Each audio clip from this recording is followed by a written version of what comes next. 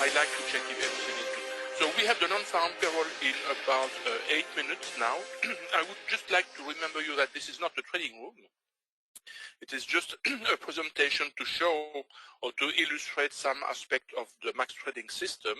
So we do not recommend trading always present risk. We are not financial advisors, so we do not provide advices or trading advices of any kind.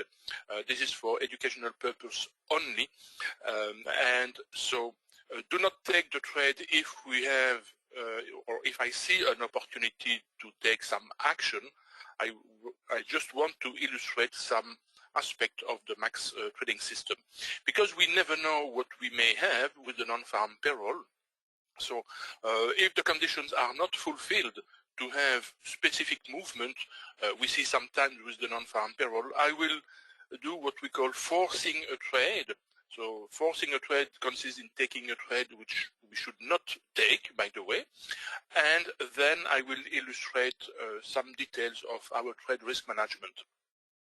And concerning the non-farm payroll today, if you observe the Forex Factory calendar, and I'm going to try to move upward the calendar, so and my notes, you can see that we have a forecast of 407K for the non-farm payroll itself.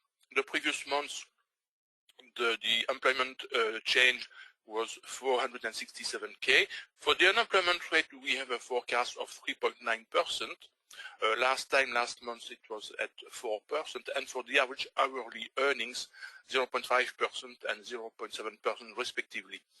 And so this is my forecast. If the non-farm payroll change, employment change is larger than 500K and the unemployment rate less than 3.8%, and eventually the average hourly earnings larger than 0.6%, then we have to consider that the US dollar should be bullish. We can already see that the US dollar is strong if we observe, for example, I will show the chart in a moment, the pound US dollar, the euro US dollar. So it seems that the US dollar is strong, but it is also true that the euro and the pound are extremely weak due to the circumstances in Ukraine, which is still the main driving factor of the market today.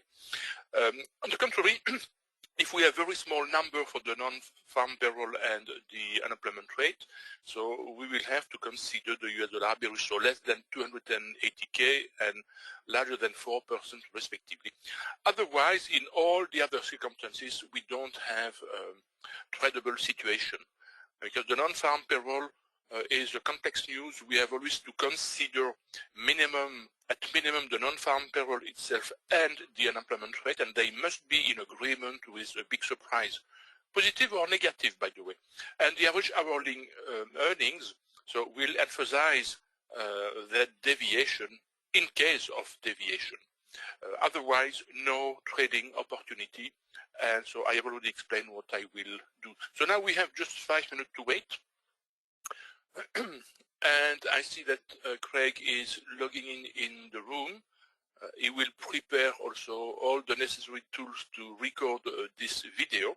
But in the meantime, we still have 4 minutes and a half. Let me show you my screen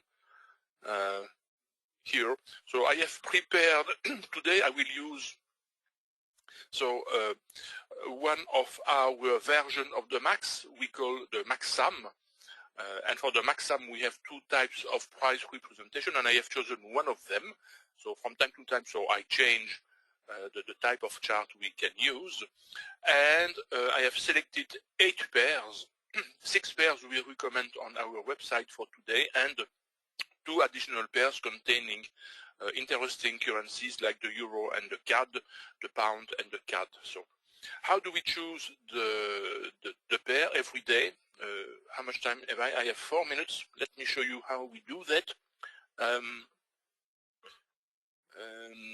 It is here on our website, maxtradingsystem.com/newswatch. We have free information we update every week, and The first information we give is a list of geopolitical elements we have to pay attention. Of course, for the moment, our attention is completely dedicated to what is happening in Ukraine. And then we have a simplified calendar for the news release, which contains only the news release which usually have an impact in the market. And we completely ignore the news which have no impact at all in the market. There are a lot of news which are published in a calendar, but many of them have no impact in the Forex market. They may have an impact in other markets, but not in the Forex. So, for example, today we had only the pound construction PMI for the London Open, and then we have the non-farm payroll, so here today, now in a few minutes.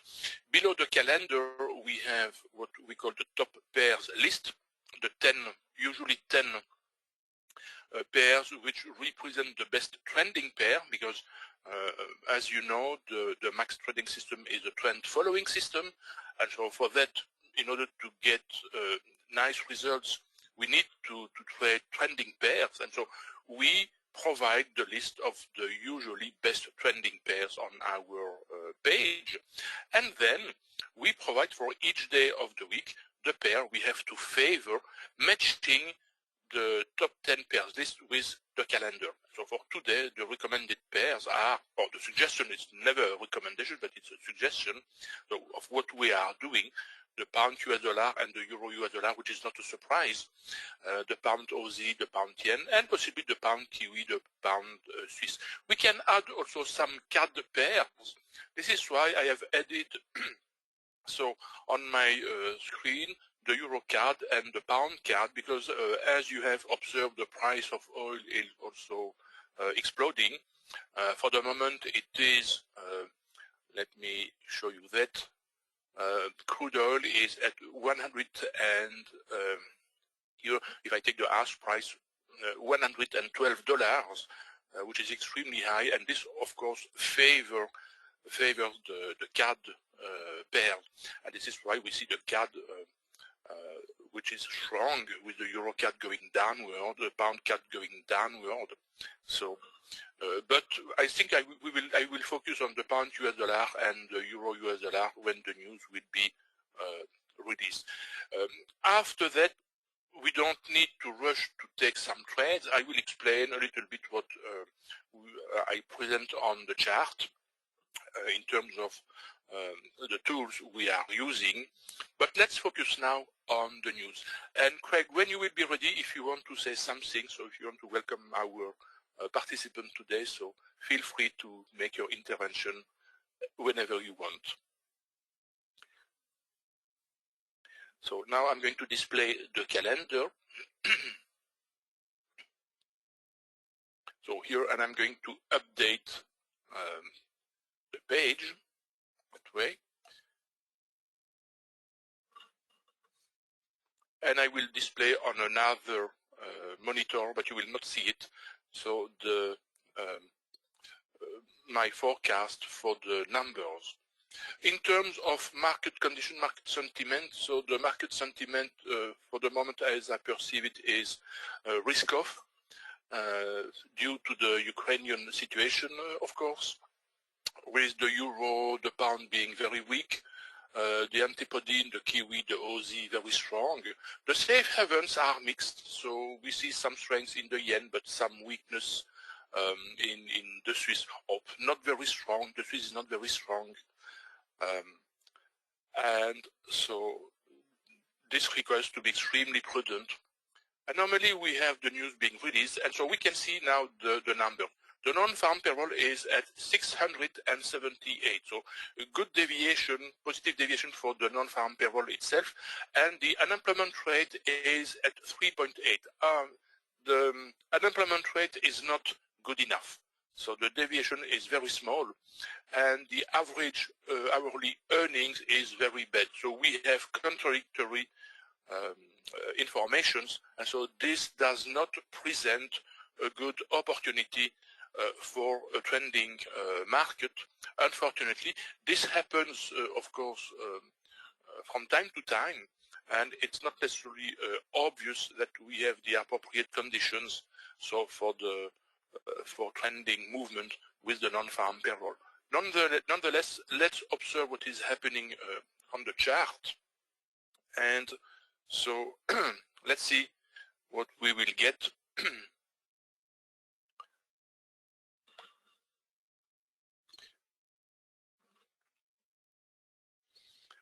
So we can see that the market is not moving at all, which is not a surprise. When we don't have the appropriate conditions, the market does not move. The pound US dollar is not moving at all. If I take all the 5-minute charts, the time bar charts, you will see also better what is happening. Not this one.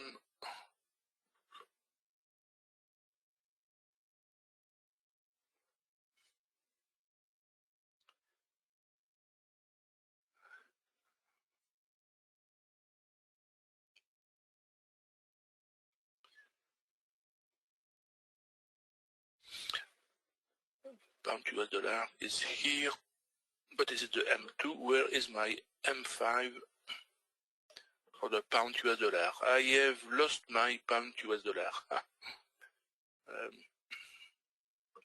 Where is it? I don't see it in the list of my pound US dollar. It's here. Okay, so we can see that on the time bar chart. So the let me display them. The price is not spiking. So this indicates that the market is interpreting the news as not, the deviations are not big enough and essentially not in agreement, in fact. So trading the US dollar long does not make a lot of sense. It can make a sense in the fact that the US dollar has a strength which is better the euro or the pound, a bit better due to the Ukrainian situation, but not due to the non-farm payroll.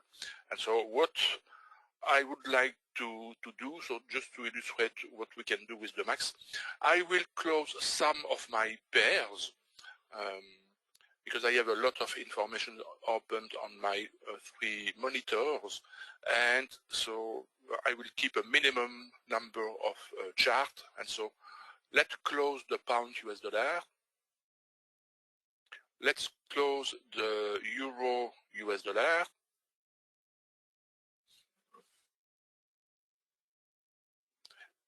Euro US dollar is this one. And let's see what are the trending pairs. So the pound Swiss, I will close the pound Swiss too. The Swiss is not doing very well. And what can I keep? Let's see. The pound Aussie, the pound Kiwi are good candidates. Yeah, pound Kiwi, pound Aussie are good candidates to keep trending, and so I will keep 4 of them. I will close the pound yen. Now the pound yen. The pound yen is often a good pair to trade, and now I will iconize my time bar charts, and I will keep only my some chart, and so I will retile the windows that way. In such a way we will have a better reading of the charts.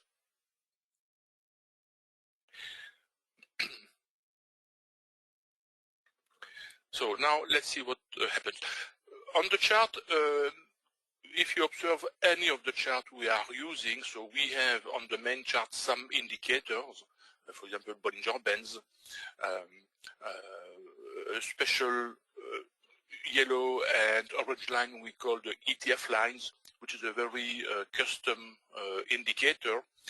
And we have at the bottom of the chart, so 3 indicators, the RSI in blue and magenta, another well-known indicator which is the Vinini, and a very custom indicator which represents our companion indicator, which gives the technical direction of the trend. When the green and red line is green, we have to consider long trade. When it is red, we have to consider short trades.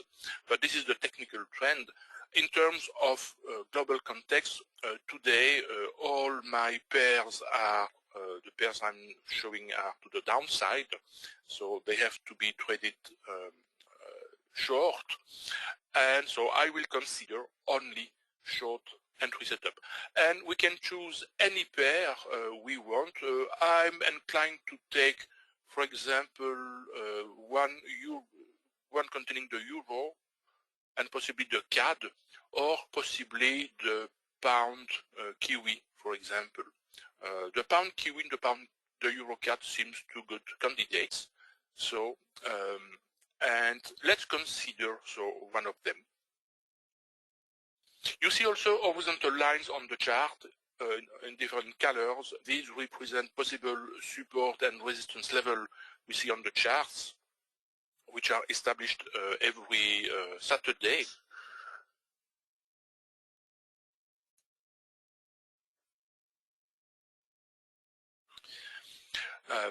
So they have been established last Saturday, and they are valid usually for the entire week. I will update them this weekend, for example, and we can see on the pound Aussie how they have nicely served as resistance or support. But we have many other lines on the charts, on each chart.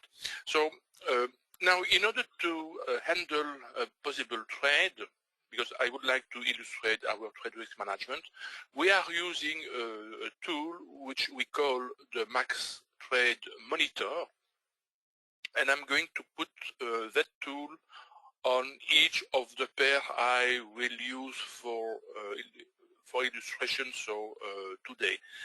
And so I will use, for example, the pound Kiwi, and I will load my preset, and then I will explain what you will see on the chart.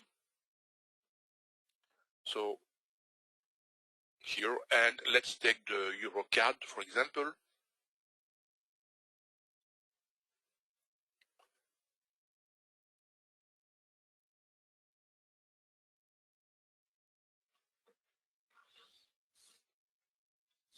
Okay, the small panel represents a button panel to handle a trade, how to open a trade, how to make a partial exit, how to make a total exit, and then the larger panel represents the informations on the trade. And so for this information, so we have essentially two lines of data. Just hold on one sec.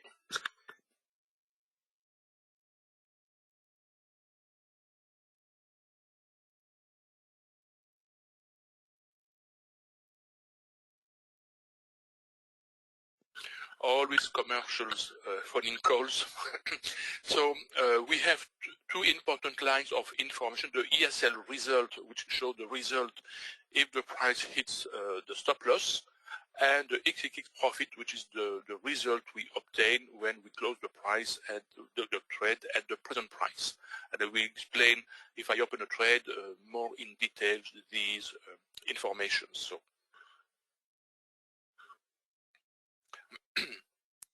But I have to wait for a short entry setup, first of all, both on the Euro CAD and on the pound Kiwi. I will iconize the pound CAD and the pound Aussie, because I will keep the pound Kiwi and the Euro CAD.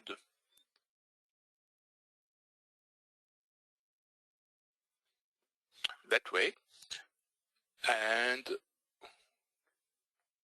we may perhaps have soon a short entry setup. So on the Euro CAD, this horizontal dashed red line is our stop loss, which is at approximately 23 pips of the price. The stop loss is perhaps a bit too large, and so I will tighten a little bit the stop loss that way. And we don't have an entry setup yet, so we have to be patient and to wait.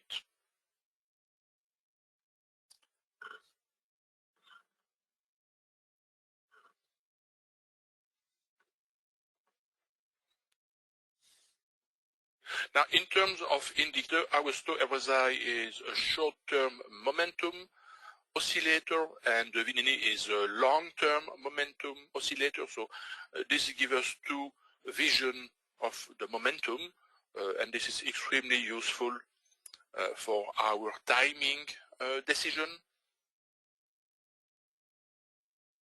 And the companion indicator is our trend indicator, technical trend indicator, knowing that the global context is to the downside for the pairs I'm showing. What is the global context? The global context contains all the driving factors of the market. Of course, I cannot claim that I consider all, the factors driving the market, but we can classify these factors into three groups. First of all, the decisions of the central banks whenever they have their meeting, and you know that the objective of the central banks generally is a price stability and an inflation around 2%, and the CAD has recently seen its interest rate, overnight rate, being a little bit increased. This is also one of the reasons why the CAD is strong these days. The price of oil is also an important factor. And so, but there are also the daily operations the central banks are doing with their quantitative easing or monetary facilities. Then we have the news releases, which play also an important role for the market sentiment and the movement in the market. But not all the news are important, as I have explained. We may have perhaps, not yet, we don't have an entry set up yet on the pound kiwi. Perhaps the next candle will be, yeah, this candle now is an exit setup, and so I can open a sell trade on the pound kiwi. My stop loss is around 22 pips, so I have taken a short trade because I have seen on this candle where I will draw a vertical green line, so a short entry setup. And now let's see what the price will do. So I have taken a trade, so in agreement with the global context on the pound kiwi.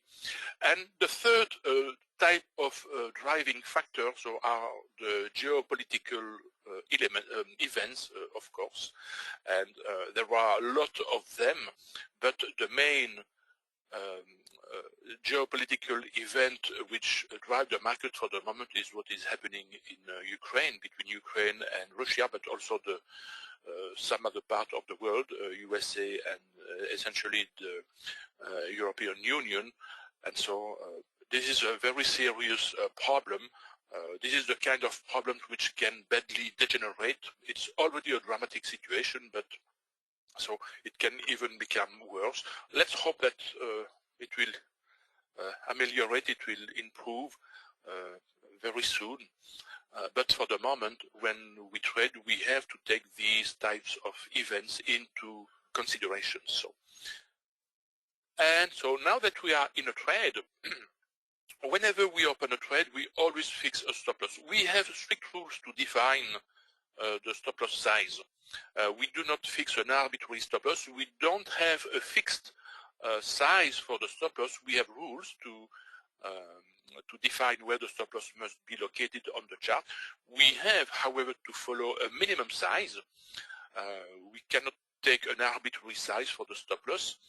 And once we are in a trade, when we use the entire max methodology, if the price unfolds a trend, and I see that we have also set up in the pound CAD, so let me make also a short trade on the Euro CAD. So once we have opened a trade, we have to handle the trade, and handling the trade means two possibilities: either optimizing a profit if we are in a guaranteed profitable trade, or to minimize the loss if we may have a losing trade. And so above all that, how to progressively minimize the risk, so decreasing the risk on the trade until we can eventually get a risk-free trade. And we do that with two important mechanisms. The first mechanism is when the price moves in our favor, we tighten our stop loss. And the second mechanism is if we achieve some profits, we can close a portion of our trade. And we have rules for that within the max methodology. And there is a third way to control the risk when we include in our trading process the possibility to scale in, to make scale-ins. And making a scale-in consists in adding to an open trade in order to progressively build a larger position. And this happens when we have a nice trend which unfolds, of course. And so, but I will not illustrate the scaling process here today because the circumstances are not adequate. Our sessions last 2 hours, and in 2 hours we don't have necessarily the time to illustrate the scaling process. To illustrate the scaling process, we would need a session of several hours, 4, 5, 6 hours. We call that a marathon session. And so when we have a limited time for the session, so I simply illustrate the basic approach of the max. You can see on the pound kiwi that the pound kiwi stays around its entry level. And so when we are exactly at the entry level, we make an automatic potential loss, which is the spread. And on the data panel, you can see now better how the numbers are working. So you can see that if the price hits my stop loss, as long as I don't change my stop loss, my loss will be minus 0.97% because I have taken a risk of 1% per trade. Now the risk is not exactly 1% because due to the minimum size the broker allows us to open, so the size is rounded off to a smaller number, but the size of the trade is calculated automatically when we open the trade. So, and you see on the XXX profit a number which is moving with the price. When the price moves in our favor, this number improves. And when the price moves against, just like it is the case for the EuroCAD, that number you can see minus 0.47%, so the loss increases, but the maximum loss on the EuroCAD will be minus 0.98%. So if you have any questions, so feel free to put your question in the question area of GoToWebinar, and so of course I will I will make my best to answer the questions. So I will close this window for the moment, and I would like to see in our private chat if there are also questions. Anyone got there some chart up? I'm comparing, okay. And so I see one question in the question area. Does your system work with futures? Ask Gregory. Yeah, of course. And we have some of our max members trading with Ninja Trader in the futures market. And we have all our indicators. When I say all our indicators, I'm not 100% sure, but most of our indicators are available for Ninja Traders. Yeah, indeed. Provided you use, of course, a tradable instrument, a futures contract which trend. And in fact, in the futures market, many instruments, either you trade an index, future index, for example, the S&P 500 or the ES contract, the YM contract for the Dow Jones, the other indices, whether you trade oil or gold or silver, which may have nice trends. So this for these instruments, indeed, the max is absolutely applicable, of course. What about the crypto? They seem to be moving nice. Yes, Luke, the cryptocurrencies are extremely volatile. You can trade the crypto, of course, with the max, provided your broker provides you the data feed. With MetaTrader, many brokers offers data feeds on one or several cryptocurrencies. For example, the Bitcoin. On my platform, you can see I have the Bitcoin, BTC, US dollar. So we can trade it. Personally, I don't like the cryptocurrency because it is a very, very small market and a very manipulated market. And this is not in the mindset of the max trading system. But you can trade the Bitcoin. Of course, I have a friend who has specialized in the cryptocurrency and who gets very nice results. So, in fact, any tradable market can be traded with the max, provided this instrument present trends. And the ES present nice trends also. And especially nowadays when we have that important crisis in Europe, so we can see high volatility in the stock market, and so the indices are also very volatile.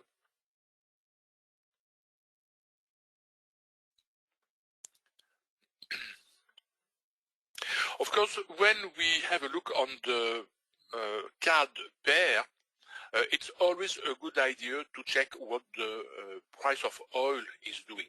And let's open just quickly the chart of oil. Because of course, if the price of oil is making a retracement, taking a short trade would not necessarily be a good idea. And we can see that if I make a zoom out, so the price of oil is going upward for the day. I can even widen a little bit the chart. So the trend is upward since the London open. So shorting going long the card is not a bad idea. And if we have seen for some moment our trade going against us, is simply because we have a retracement, a small retracement for the moment on the price of crude oil, but it's not a big concern. The trend is still to the upside for crude oil, and so this favors the card. This is why I have taken the euro card short, and I will close my trade either on the stop loss. We have some alternative rules we can apply in order to minimize the loss if the trade should be closed with a losing trade, because we have losing trades, of course. And one of the rules is if the price retraces 50% of the distance of our initial stop loss, we can close a portion of the trade, for example, half of the trade, which is the case now with the euro card. Personally, I don't do that. What I prefer to do, because I have observed on a long time period that this is much more profitable. So if the price reaches some target profit, I will close half of my trade. And my target profit, I can show you what I will do. So here, I will take the size of the stop loss, which was 23 pips, let's say 24 pips, and I take a target profit at half of the size of the stop loss, so 12 pips. And so I will set my target profit here at 916.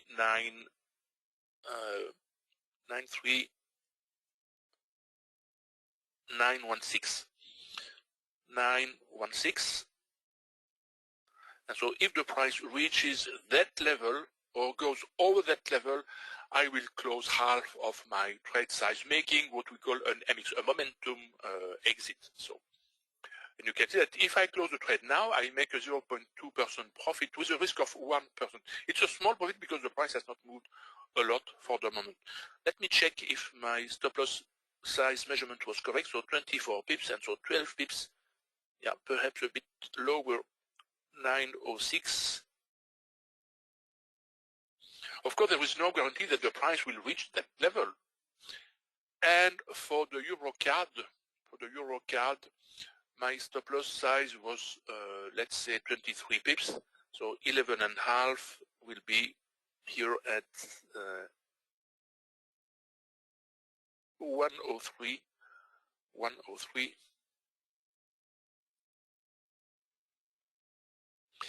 And I will add 1 pips for the spread, so 9.3, and here 1 pips also for the spread, so 89.6.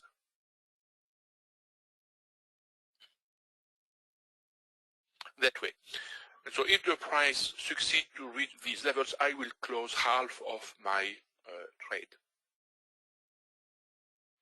And so knowing the risk we have on the trade and knowing how much profit we can make at any moment is represent important information for our trade risk management.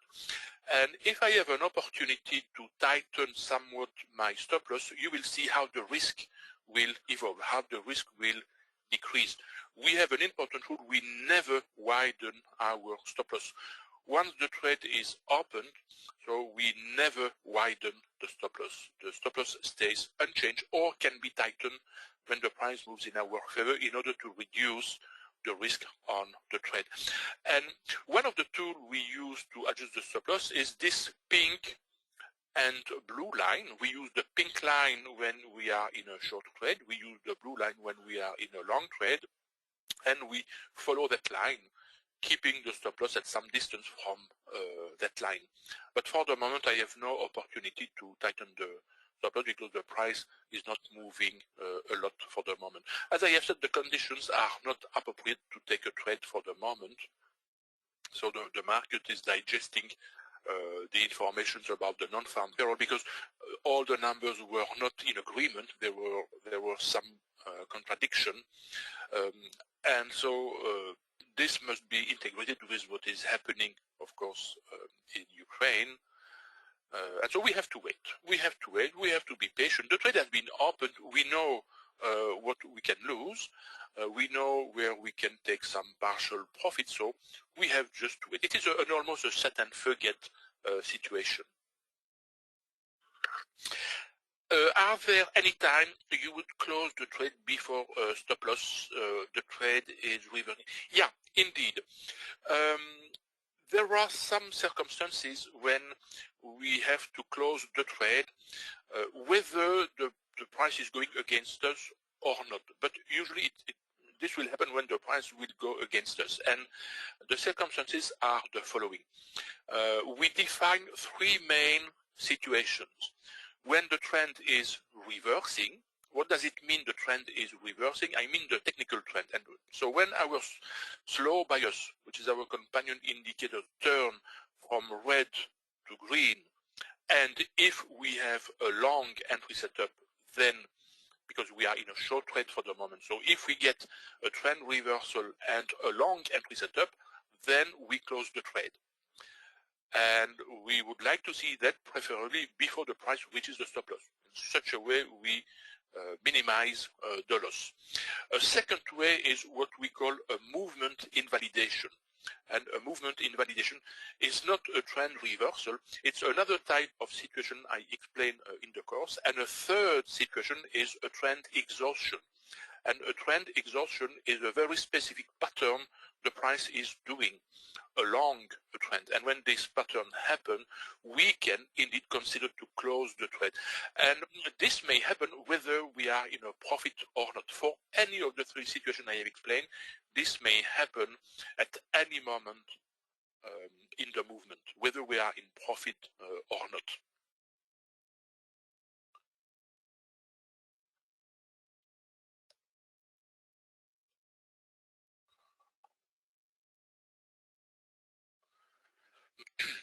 The price is attempting to reach or cross my profit level taking, but we need to be patient and to wait.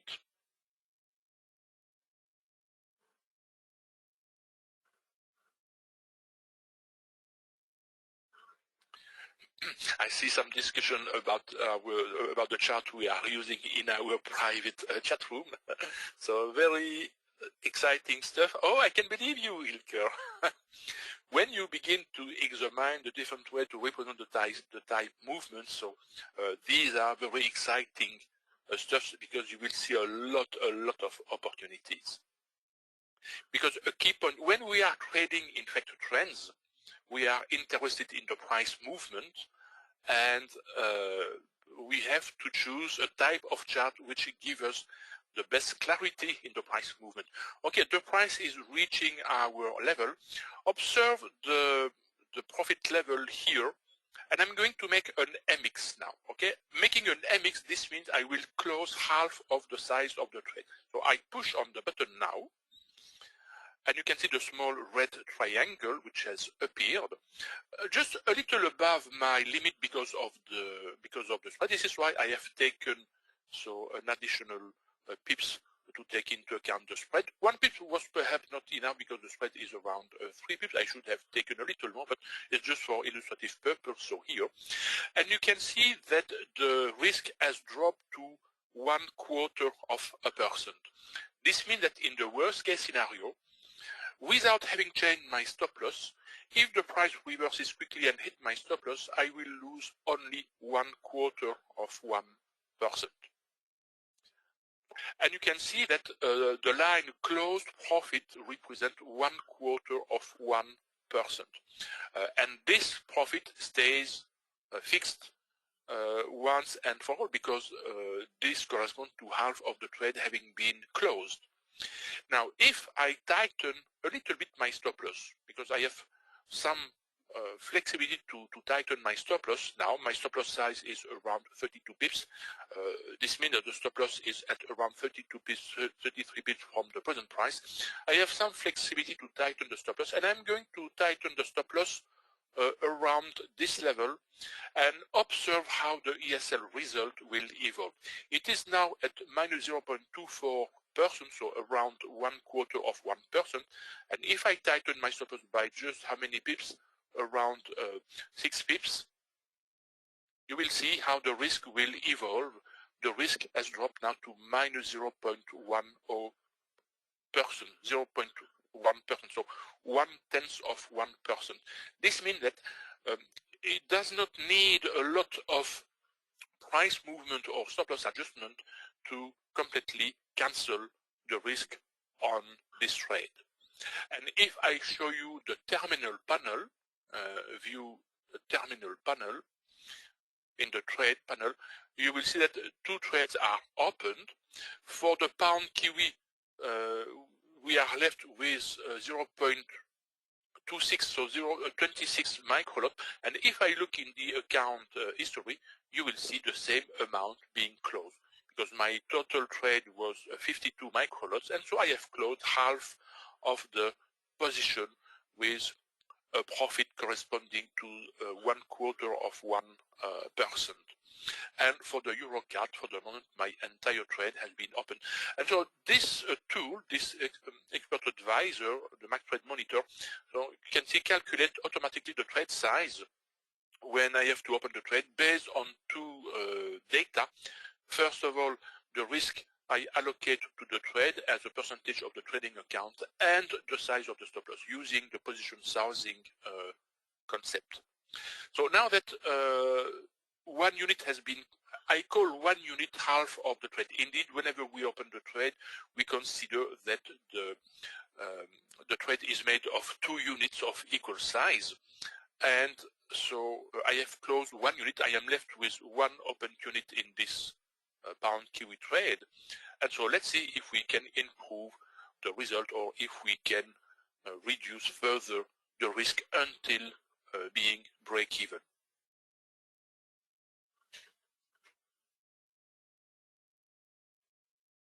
Ah, Gary, you like Renko, but you are not sure how to use the brick size. Indeed, there is an optimal size for the brick, and this optimal size is not fixed over time. And whatever the type of chart you use, you may use Renko bar chart, you may use constant range bar chart, and there is an optimal size. There is a procedure, a very specific procedure, which can be used to choose the optimal size of the brick. And we teach that procedure in our course. I will not explain it so here, it's not the aim of this session, but it is explained in details. And the procedure, in fact, is very simple. I have observed that ETF slow bias changes color of past bar. Think it just did it on your GN chart or pound kiwi chart. That make it difficult to backtest. Is it to only be used at the moment decision making? No, no, Rod. You can backtest it in fact. And we have a nice tool to backtest any of our entry and exit setup, which is called the Forex Simulator. It is a tool you can find on internet, and you can download it for free with the trial version. So it is called, so here I'm going to show you Forex Simulator, Soft for FX Forex Simulator, and it has very, very nice feature. You can replay a past chart and you can go forward or backward with your chart. And in fact, our slow bias indeed turns from red to green or green to red when there is an attempt for the price to reverse the trend. But whenever there is a change in color, several bars may be impacted. How many bars? Maximum, a number of bars corresponding to maximum half an hour. In this case, half an hour, so 30 minutes. Why? Because our slow bias is simply showing what is happening in the 30-minute time frame. The chart I'm showing here, which are mean Renko bar chart, are built from the 5-minute time frame. And so the slow bias shows what is happening in the 30-minute time frame. And so when it changes color, it may impact the last 30 minutes. This is not repainting, it's simply because we are using a higher time frame. And it's only when in the higher time frame the candle, the 30-minute candle has closed, that the color of the slow bias is fixed. And so we have indeed to take that into account. It may seem disturbing, but it's not disturbing at all when we practice with that tool. So in this case, we can see that indeed the trend, the slow bias is changing direction. It has changed direction 1 or 2 bars earlier, but we don't get an entry, a long entry setup yet. We have to wait for a long entry setup in order to scratch this trade if the trend reversal indeed happens.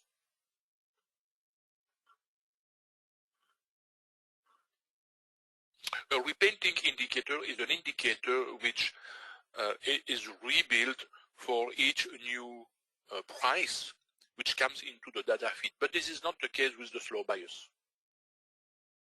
And this happens with any indicator showing what is happening in a higher time frame. And if you think about that, if you consider the formula to build the indicator and you apply that formula to a higher time frame, you will observe the same phenomenon. And this is why sometimes this happens. Sometimes it's not very frequent, but it happens sometimes that when there is a trend reversal, due to the lag of that higher time frame, we may miss the first entry setup in a new trend. This sometimes happens. Indeed, because if we have the slow bias being or having its color change for the last 30 minutes, it may happen that the real entry setup for the beginning of the new trend was inside these 30 minutes, but we have missed it. But it's not a problem, because if we have a trend, we will have many other entry setup we can consider to catch a large portion of the trend. Our aim is not necessarily to catch the entire trend, but at least a large portion of the trend.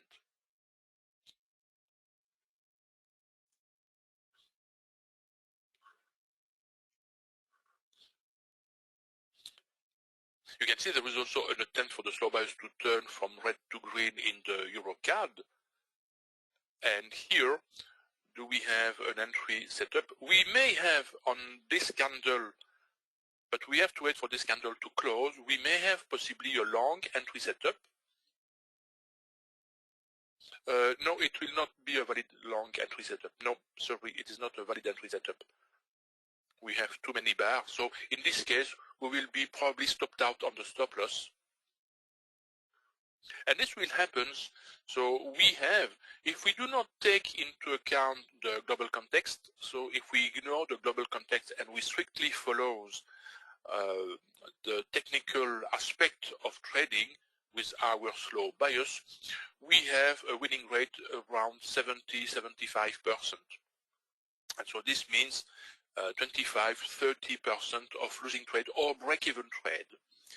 When we follow the global context, the winning rate jumped to 90–95%.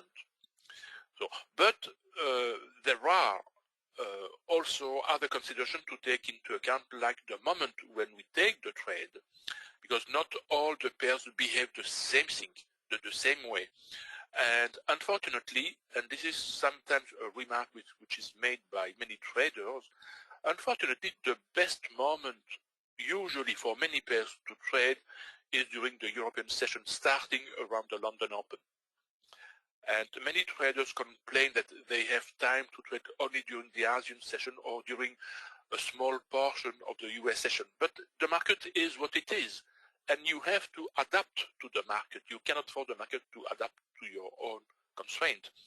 And a way to adapt to the market, if you don't have the time because you have a professional life or because you don't live in the right time zone, so one way to adapt to the market conditions is to trade not a small time frame but a higher time frame, because higher is your time frame, less time dependent you will be.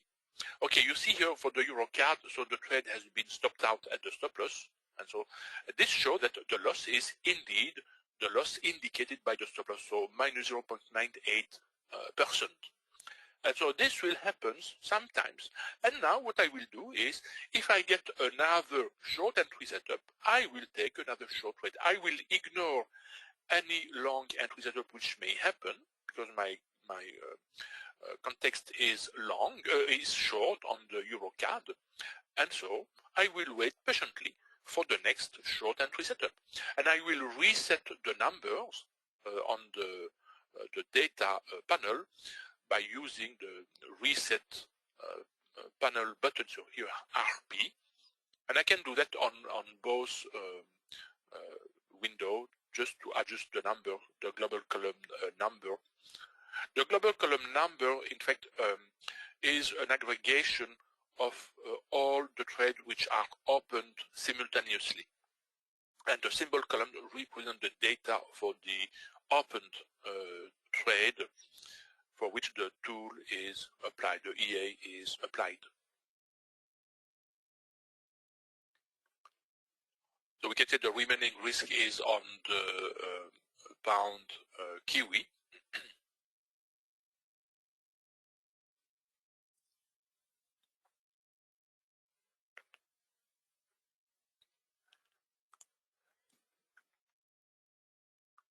I should have not pushed on the reset button on the pound Kiwi, because by pushing on the reset button on the pound Kiwi, this has erased the close profit. Also, it has set the close profit at 0. So I have pushed the button a bit too early. My real risk was minus 0.1%, if you remember. So.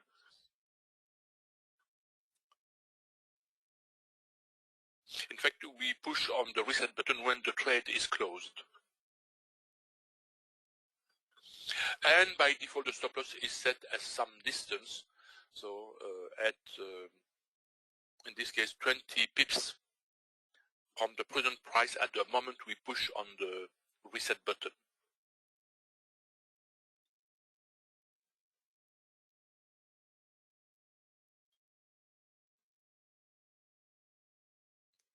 So you remember I have closed for the pound Kiwi 1 unit with 0.24% profit. And my remaining risk on this trade, this second unit on the pound Kiwi, is minus 0.35%. So if we add 0.24%, so we get a remaining risk of minus 0.10%, as was shown previously. So we can keep that in mind. And the price resumed the down movement on the pound Kiwi. So I have shown how the risk is reduced whenever we close a portion of the trade and whenever we adjust the stop loss. So, and these numbers are also extremely important when we consider to make a scale-in, because we have also very strict rules to make scale-ins. We cannot make a scale-in whenever we have a scale-in entry setup. We have to consider the risk introduced by that scale-in, and is the risk worthwhile? Because when we trade, in fact, the first priority of a max trader is not the profit which can be made, but always the risk assumed inside the trade and the first priority of the max trader is to reduce that risk whenever the opportunity happens to reduce that risk until we get, and this happens very frequently, a risk-free trade. And so once we get a risk-free trade, then we can consider what are our possibilities to optimize the profit. And to optimize the profit is to make a scale-in, or it's to wait until the trend reverses. So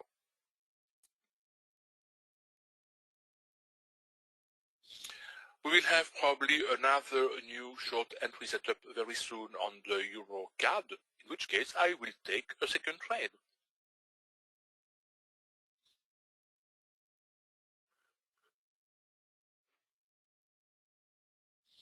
So we have rules for our entry setup, we have rules for our partial exit, we have rules for our final exit.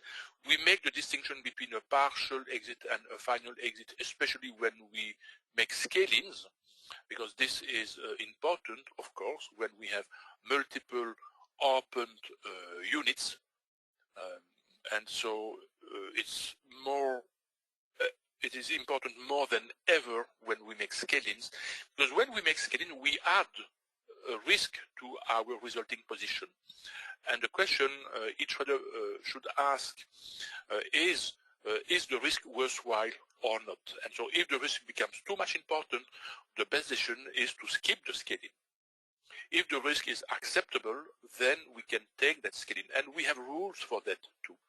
In fact, whenever we open a trade, we consider not only the risk for the entry we are taking, but also what is the maximum risk we can accept if we make scale-ins.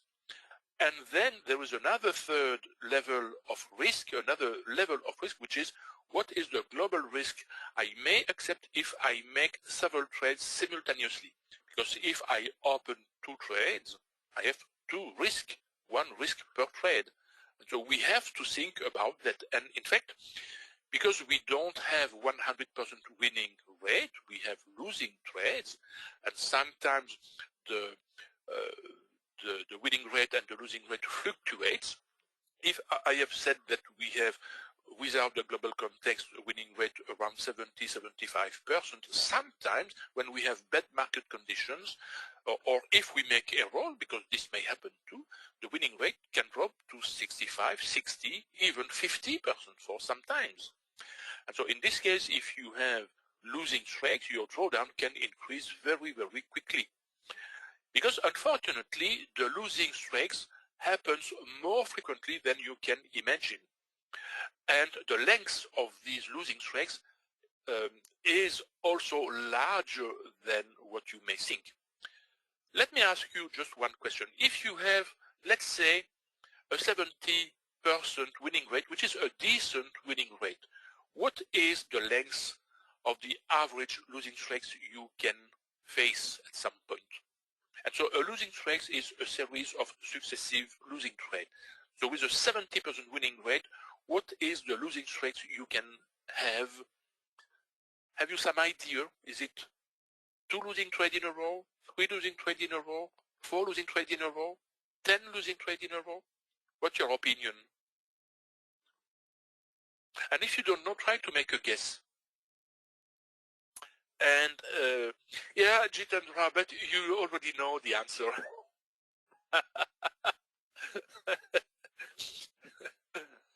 And indeed, with a 70% winning rate, the length of the losing trades varies between 4 and 10. So we may face between 4 and 10 losing trades in a row. Even with a 90% winning rate, we can still face losing trades between 2 and 5 losing trades in a row, which is way, way larger than what many traders consider, in fact. And this is why the trade risk management is so, and the money management is so important. Because what is the consequence of these losing trades? A drawdown, of course, a drawdown. And trading is often qualified as a survival game. How can we survive a drawdown? And what would you do, for example, if you face a drawdown of 10%, a drawdown of 20% of a drawdown of 30% on your account, would you react the same way? This is something you have to consider before starting to trade. How do you handle your drawdown? And one way to control the drawdown is to use a small risk per trade.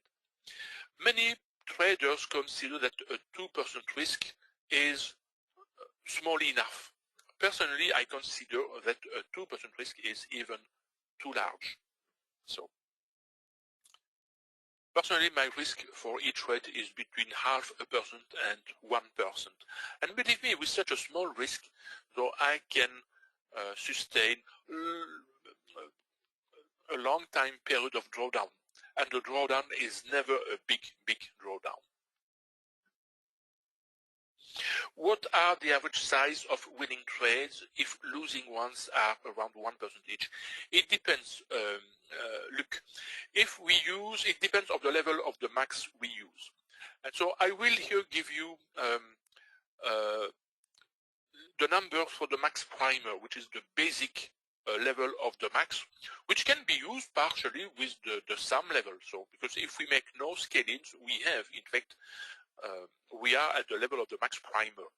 So we have, without the global context, okay, a winning rate, let's consider of 70% winning rate and 20% losing rate.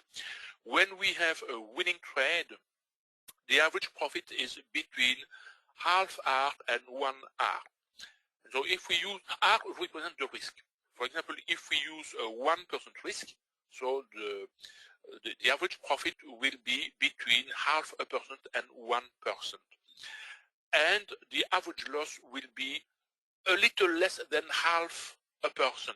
Not 1%, because we can always use the rules which consist of making an MX when we have an exit setup. When we have, so the price going against us, we have necessarily an exit setup. So if we apply the rules strictly, then on average, a losing trade will be around minus 0.4 R, so minus 0.4% with a risk of 1%. Now, if we don't use these exit technique when the price is going against us, so a full loss will be a 1% loss. In this case, this changes the probability of the trade. In this case, sorry, the winning rate has a tendency to increase a little bit, and on average, the profit of winning trade will also increase somewhat. In the worst case scenario, if you consider a 1% loss for a losing trade and a 1% profit for a winning trade, with a 70% winning trade and a 20% losing rate, you can calculate easily the expectancy of the max, and it's easy to see that it is a positive. The expectancy is positive, because we take 1% of profit times 70% minus 1% of loss times 20%, so we have an expectancy of 0.5% profit with a 1% risk. Okay? If we use the scaling technique when we trade the entire trend, starting usually around the London Open, then the reward to risk ratio exceeds very often 2 to 3 hours.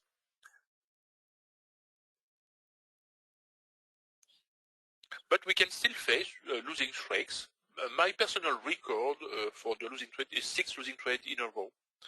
And I know for sure that someday I will have 7 losing trades in a row, or 8 or 10 losing trades in a row. This will happen for sure. Because this is what the statistics tells me. And the statistics never lies when you make them seriously. They never lie.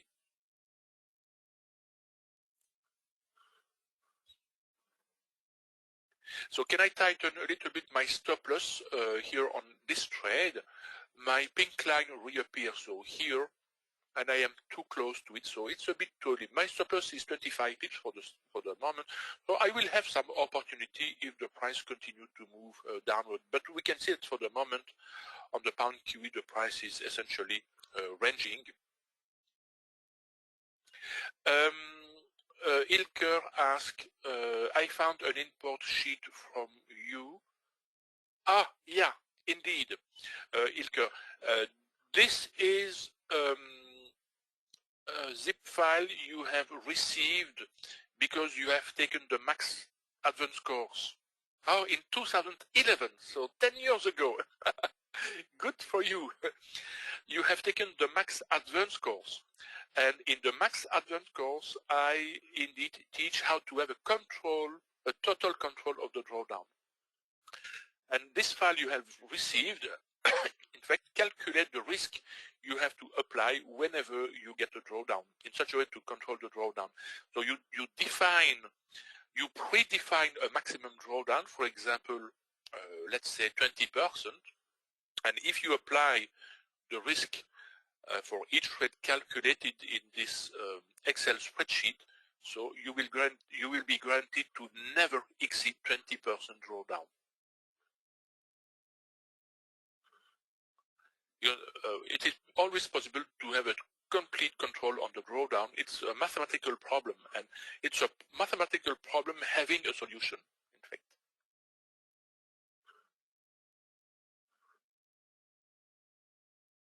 If you remember in the Max Advanced course, it was in the session number 7, the concept of the dynamic risk profile.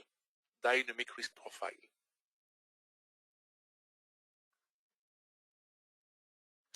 I see an error message in my GoToWebinar platform telling me that the quality of the sound may be bad. Do you still hear me correctly?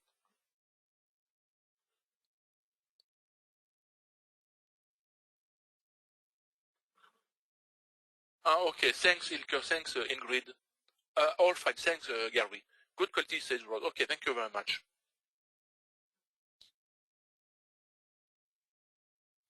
So it's a bit too early to take a short trade on the EuroCAD because we have the slow burst still being green, so we have to wait for it to change from green to red.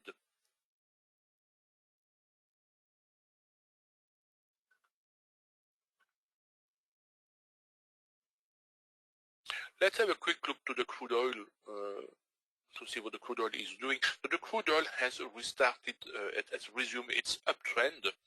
So now it's trading at $113. So the uptrend has resumed. So this should be good for the EuroCAD short. And the euro is still one of the weakest currency with the pound. The pound and the euro are the two weakest currency. And the Kiwi is the strongest currency. The CAD is regaining some strength with the price of oil resuming the uptrend. So we just need to be patient.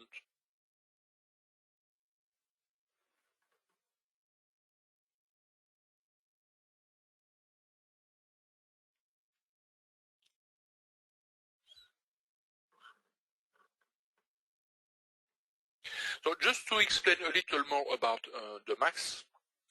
So in the MAX trading system, we consider a trade opportunity as an entry setup. So we have to identify an entry setup. What is an entry setup? An entry setup is a specific pattern the price must exhibit. We don't have a unique pattern. We have several types of entry pattern, and we name them differently. We have, for example, at the beginning of a new trend, a pattern which is called the safe and perfect MOE, M-O-E meaning momentum entry. We have an entry setup called breakout MOE, another called breakthrough MOE. Then later in the middle of the trend, we have an entry setup called the REMO and its variant, the breakout REMO, and another one called the re-entry and its variant, the breakout re-entry. So each of these entry setups represent a specific pattern the price must exhibit. Now, when we see such a pattern, so when we have such an entry setup, this does not mean that we have a trade. We have what we call a potential entry setup. Then we have to check some additional conditions, technical conditions, and these technical conditions are given by the indicators we have on our charts. And the conditions are explained, of course, in the course, with the concept, a concept we call the concept of tumblers. Some conditions are mandatory, some conditions are optional, and when the conditions are fulfilled enough, then we have a valid technical entry setup. And then if that entry setup is in agreement with the global context, if we use the global context, then we have a trade opportunity. Once we know that we have a trade opportunity, we have to define an entry level for the trade, and we have to define a stop loss. And once the stop loss has been defined and the entry level has been defined, when the price follows through and hits the entry level, then we open the trade. Once the trade is opened, then we follow the process to handle the trade. And then this consists in identifying all the exit setup we have at our disposal, or all the scaling possibility the price will present. A scaling is an entry setup by itself, and so we repeat the process. When we have a potential entry setup, we have to check to validate that entry setup plus the condition on the risk. And for the exit setup are of different categories. We have exit setup based on some indicator. For example, in this case, so whenever the store RSI and the price are showing a divergence, what is a divergence in a downtrend? An example of a divergence in a downtrend is when the price is making lower lows and when the store RSI is making higher lows. But we have several types of divergences. And so we have exit setup defined by the behavior of an indicator, several indicators. We have exit techniques combining the behavior of the price with the behavior of an indicator, either on the main chart or at the bottom of the chart. We have exit technique based on pure price action. We have exit technique based on, we have also warning technique, by the way. We have also exit technique based on critical time period during the day when we day trade. An example of critical time period is the US Open or the London Open, for example, or the London close, the Frankfurt close. And another very important type of critical time period is when we have a news release. We handle a news release in a very careful way. We never ever open a trade before a news release. And to be more accurate, we never open a trade in the last 1 hour before a news release. And if we are in a trade and we are facing a news release, we close the trade before the news release, 15 to 30 minutes before the news release, if the news may have an impact on the pair we are trading. After the news, when the news has been released and we have analyzed the news release, then we can consider to open a new trade if an entry setup appears, of course. And for the exit technique, we have what we call short-term exit technique when we make an MX, and we have long-term exit technique when we make an XXX. For the long-term exit techniques, I have explained 3 of them: a trend reversal, a trend invalidation, or a movement invalidation, to be more accurate, because in a trend we may have several movements, and a trend exhaustion.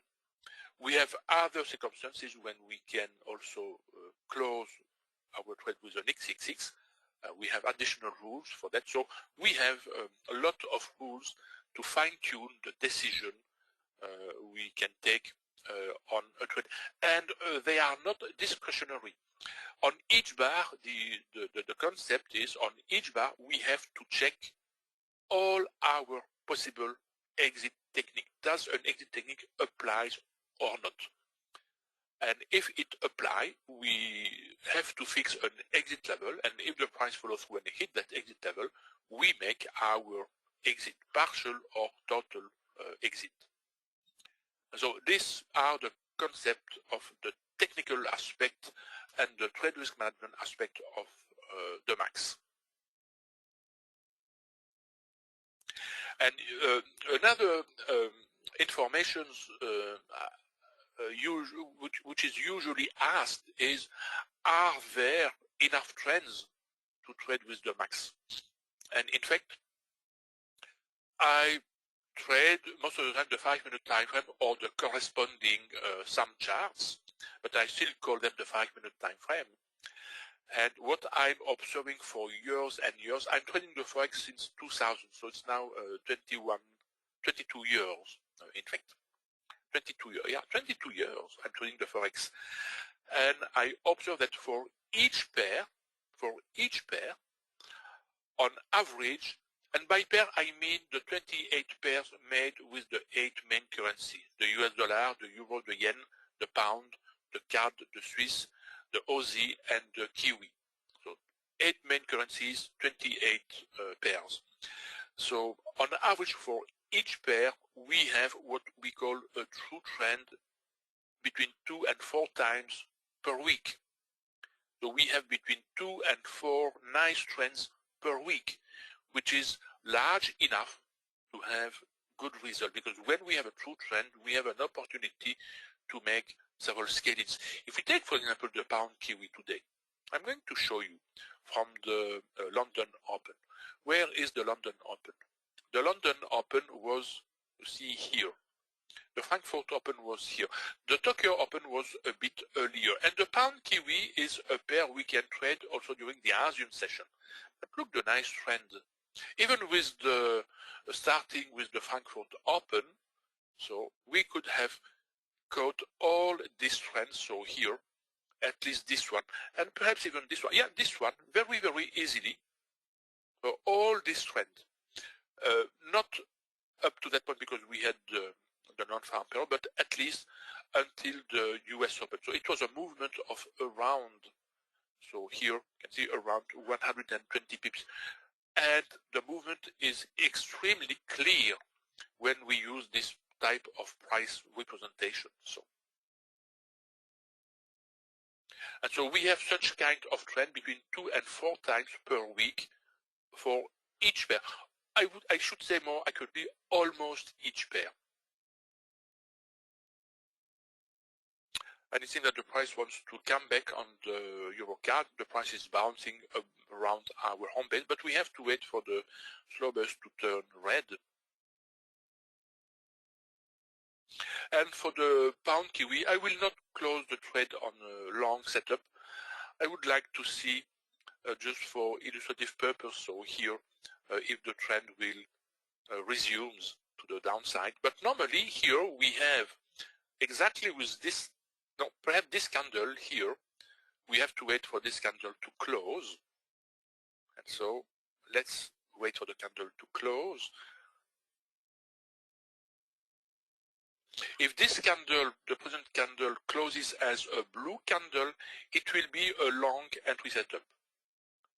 And so if the price follows through by 1 or 2 pips, normally we should close the trade before the price reaches the stop loss. This means that we will close this trade with a profit. A small profit because the price has not moved a lot since we have opened the trade. The market now is very quiet. So this is often the case when we don't get good numbers for the non-farm payroll, and the unemployment rate. So when they are not in agreement, usually for the rest of the day, the market is slowing down. But with what is happening so in Ukraine, we may have other market conditions. But for the moment, it seems that the market is rather quiet.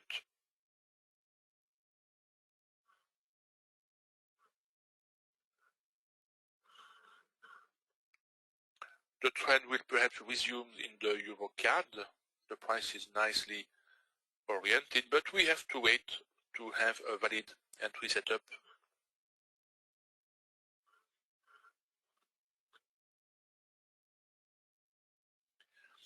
Now, when we trade with the max standard, so when we include the scaling technique,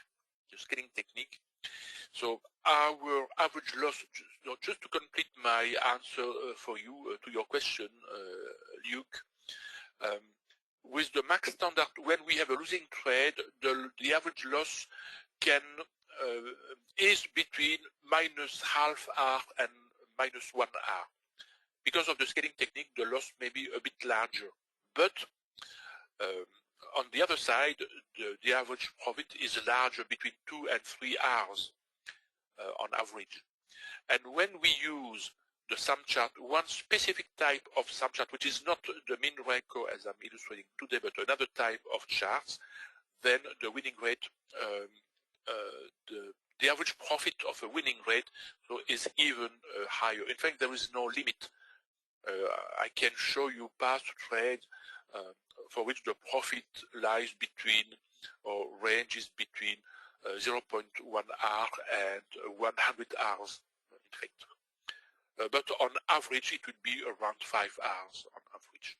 Because with that type of price representation, we have many more opportunities to make safe scalings when the price is trending, of course. Joel asked, would you please provide the link for Eusebius News analysis? Yeah, Joel, the link, I think you mean our news watch list page. Let me show you. Yeah, we have some times. Let me show you the page. So here, I suppose, Joel, you mean this page, I suppose.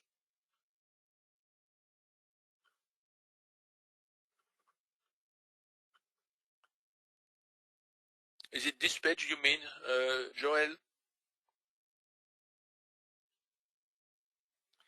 And if it's this page, so in fact, I'm going to give you the link in the... oh, Craig has put the link. Oh no, it is a YouTube video. But I'm going to give you the link, so in the GoToWebinar chat. Control C, Control V. Let me check if this is correct. Yeah.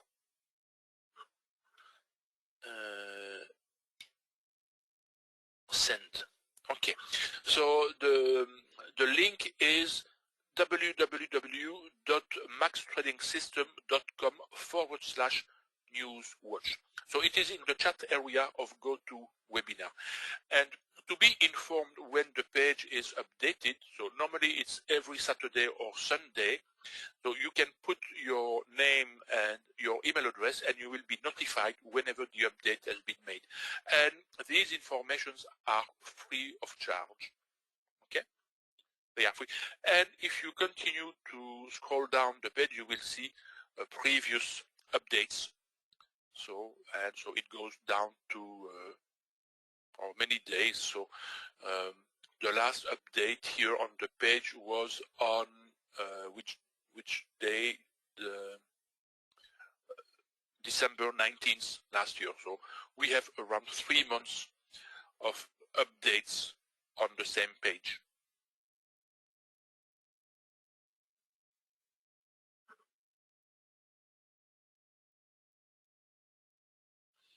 Ah, Anthony, nice to see you. I'm really glad to see you in the room today. Oh, the Euro Aussie. Okay, let's have a look to the Euro Aussie. Oh, but you mean on the daily. So I have to open the Aussie. So which pair have you said? Euro Aussie. Euro Aussie. Euro Aussie. It's here. And on the daily time frame, there is no doubt that the trend is going downward. Okay. And if I apply my Max Primer template, so I will use the Max Primer template just to have the simplified Max. So we can see, and I have to change the Max bias here to a higher time frame, which will be the weekly time frame. So you see that the trend is downward. And the trend reversal has happened not too far away from the highest high, so here.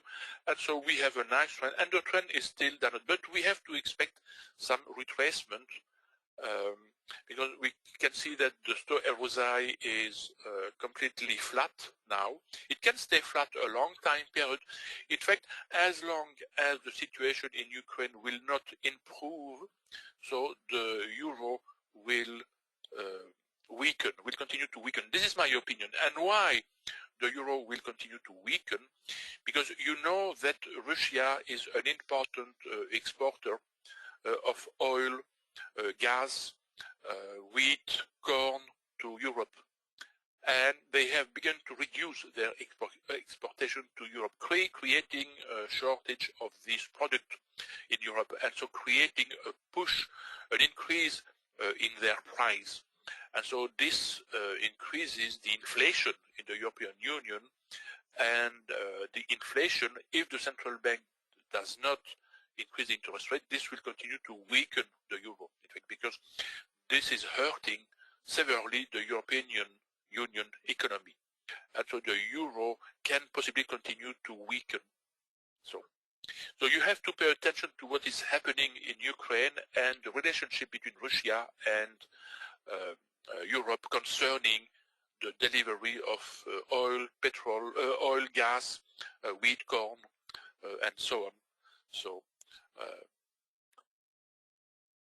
yeah, this is my view of what is happening. But so for the moment, the trend is still nicely downward for the euro Aussie, and I don't see an end of the trend for the moment. Okay, but this is just my opinion. It is not necessarily what may happen. I may be wrong sometimes in my analysis. Now that the price has resumed somewhat the downtrend in the euro, in the pound kiwi, but globally the price is still ranging. The stop loss is increasing. The distance between the price and the stop loss is increasing to almost 30 bits. I can reduce a little bit my stop loss. If you remember, we had a remaining risk of 0.1%.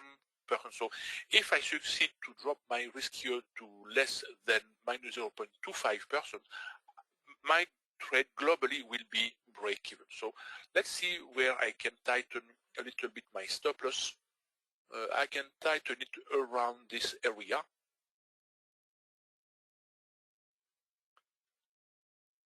And you can see that my risk has dropped to minus 0.22 from 0.35. So I have reduced the risk by 0.13. And so now, in fact, globally, the trade is break-even.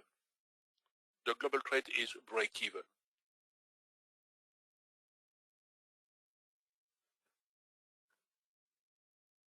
And for the euro CAD, it's still a bit early to consider a short entry up. So we have to wait for the slow buyers to change from green to red. Of course, we can miss a movement which can seem a nice movement. This happens, of course, because it takes time for the higher time frame to reverse to.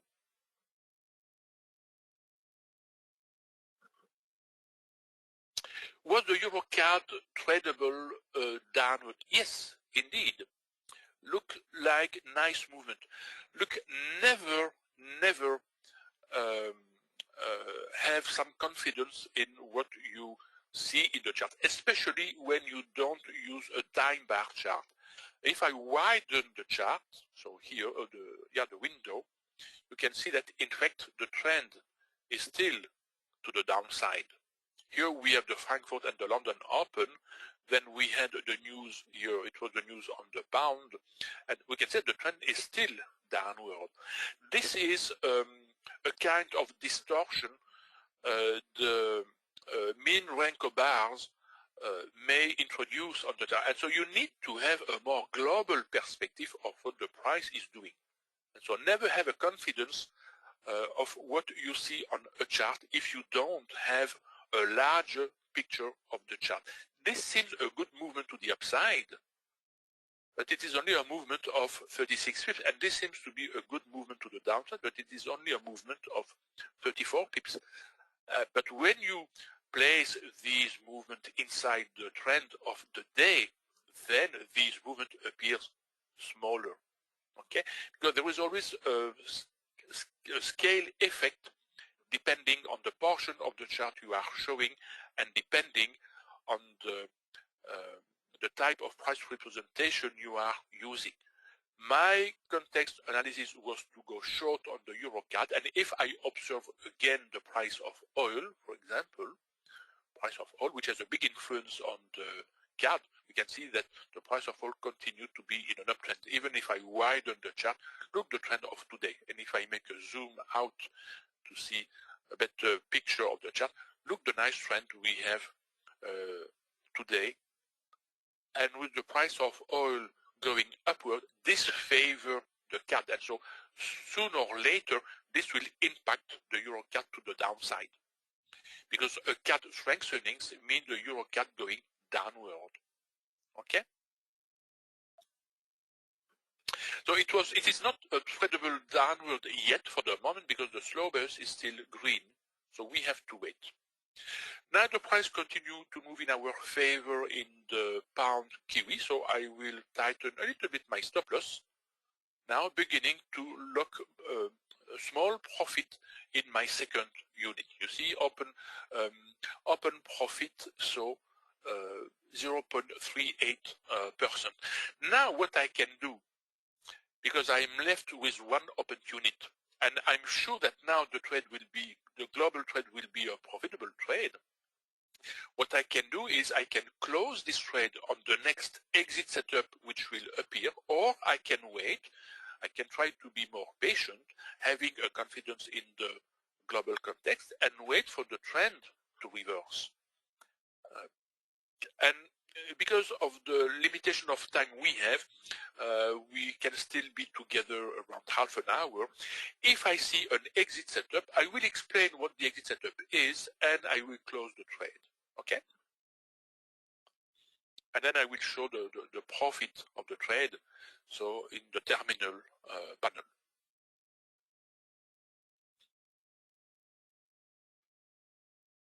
When we have a strong context, we need to be confident in the context analysis, provided we have made a correct analysis, of course. But presently, it's not difficult to say that the context is critical and is in favor of some currencies, with the Reserve Bank of New Zealand having increased its interest rates, with the pound and the euro being weak because of the situation in Ukraine.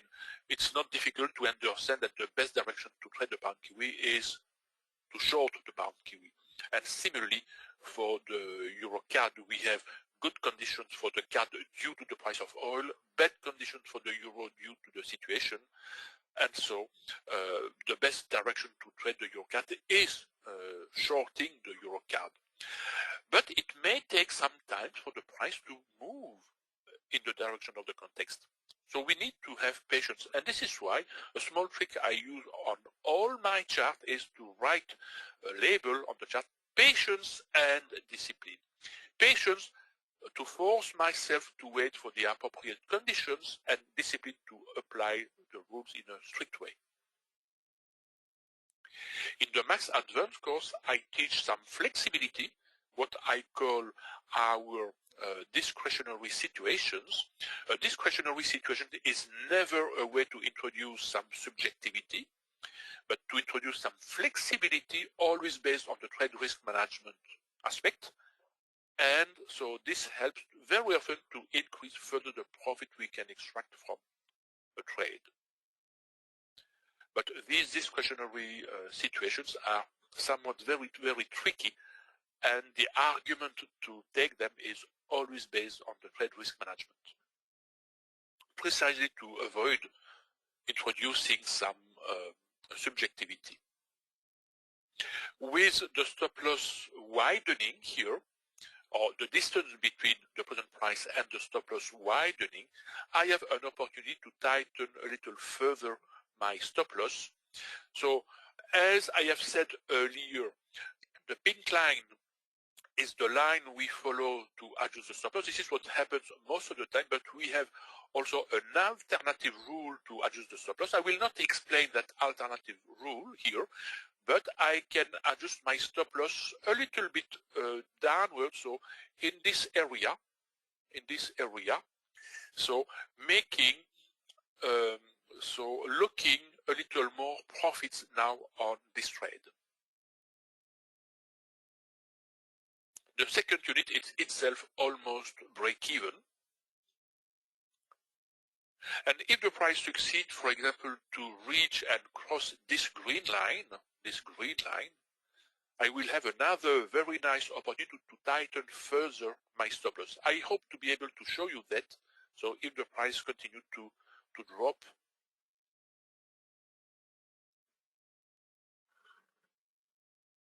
you see, with the first unit, I have closed a profit of almost 1/4%.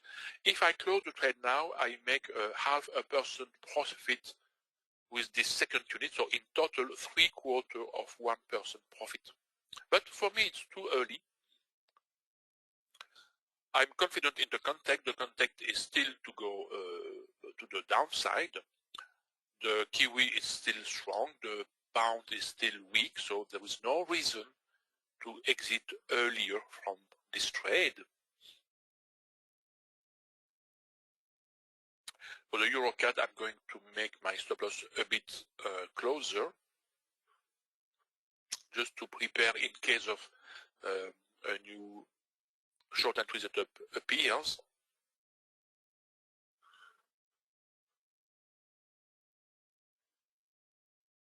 And as you can see with this type of price representation, so it's very comfortable to trade. We trade without stress because the movements are clear.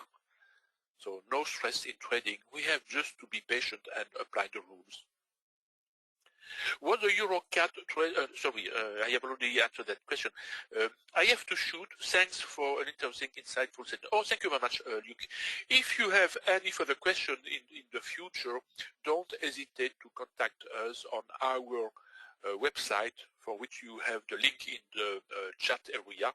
So there is also in the landing page, so in the welcome page, a field you can field to contact us and to ask us questions. So feel free if you have any questions. We will be glad to answer. And you see the price is reaching that green line progressively. My stop loss, it's still a bit too early to tighten the stop loss. But I still have the possibility to tighten the stop loss. Let me see where. Around our Mo line, and now making the second unit even locking some profit.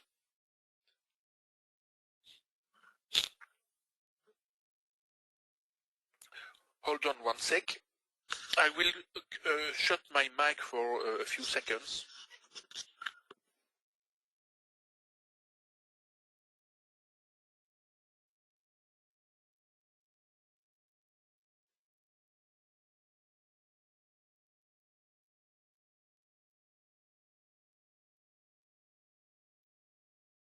Okay, I'm back.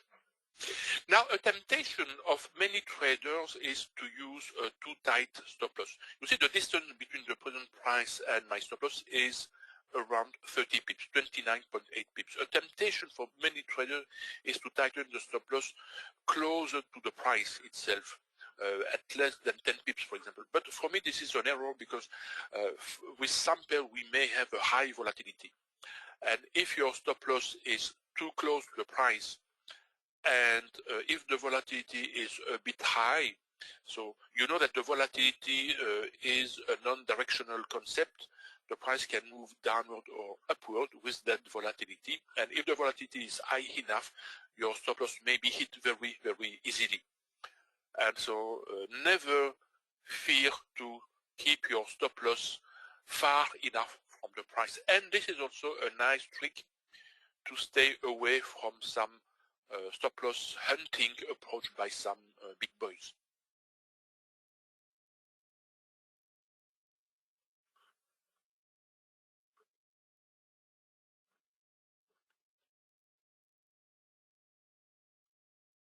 And the price has almost reached here the green line. And this can perhaps give an exit setup. Not for the moment, it's too early. The price needs to come closer to that line. The ideal situation would be to have this present candle closing as a red candle And then if the price bounces off from that level, which is a dynamic support level, so we will get an exit setup. We already get an exit setup if this candle closes as a blue candle with the slow RSI. The slow RSI is making what we call an actionable big bottom. But we have to wait for the bar to close. For an entry setup or for an exit setup, we always wait for the candle to close before deciding if it is an exit setup or an entry setup.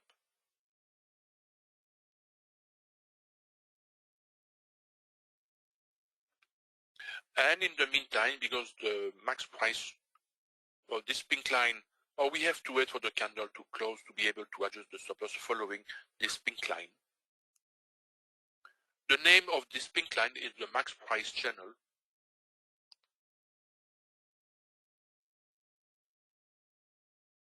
And in the EuroCAD, we don't have a tradable situation for the moment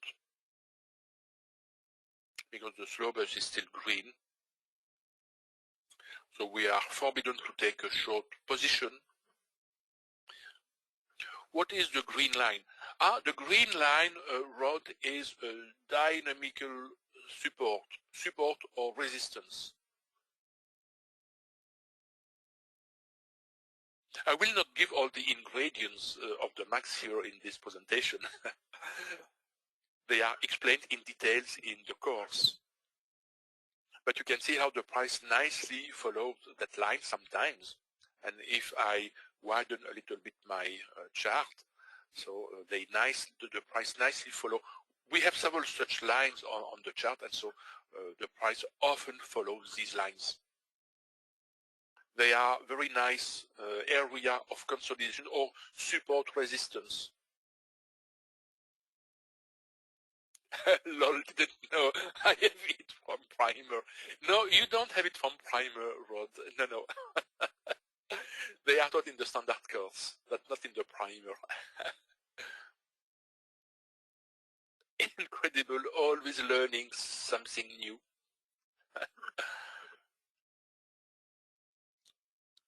Thanks, Lloyd, for your comment.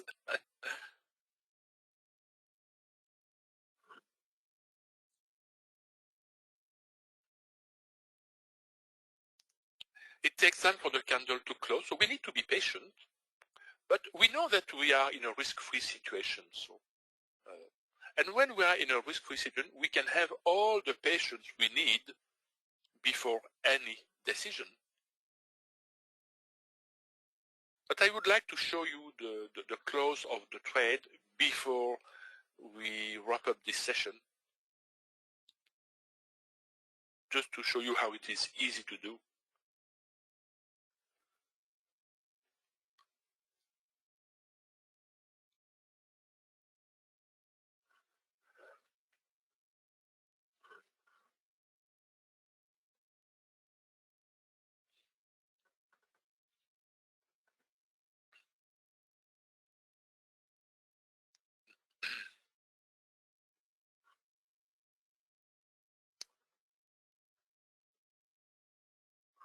The bar is going to close. Not yet. Okay, now the bar has closed. And now we may have the possibility for an exit setup if the price bounces off enough. Let me check. Yeah, we may have, possibly.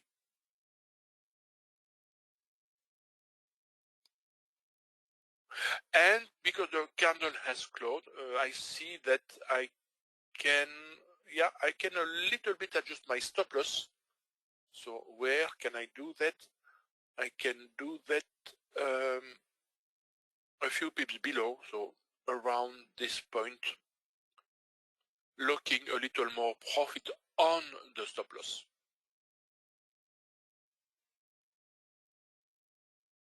And if I close the trade now, I will make my 1% profit on this trade.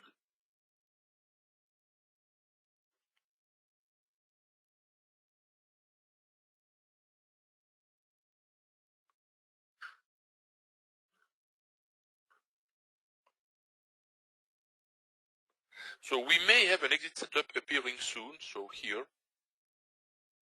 But that's not a guarantee. If we have an exit setup, I will close the trade. If the price continues to go downward, I will stay in the trade. So the candle has closed, that's perfect. The price wants to cross the green line. If the price succeeds to stay 1 or 2 more bars below the green line, I will adjust further my stop loss around that area, looking more profits on this, minimum profit on this trade. And I can do even that now. So let's put here. Let me check.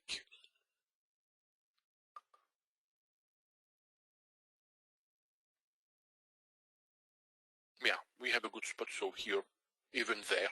So looking more profits on the second unit.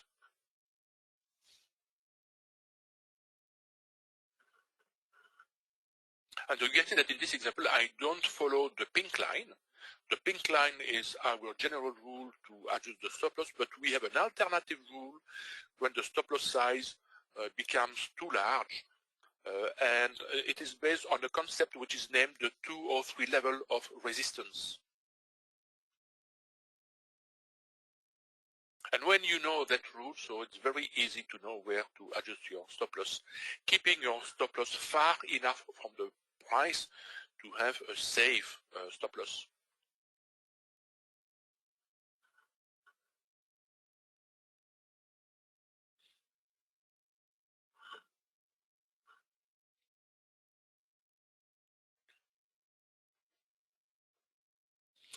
We see at the same time that for any small retracement the price is doing, the store RSI has a tendency to make a bottom.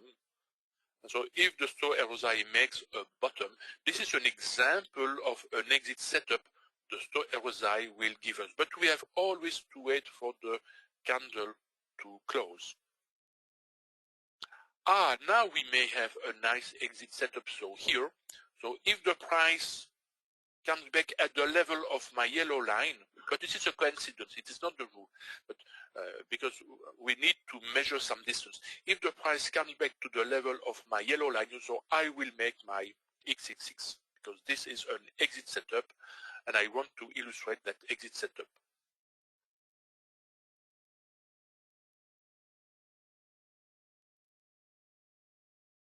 Before the candle closes. This is one of the exit setup we have for which we don't wait for the candle to close.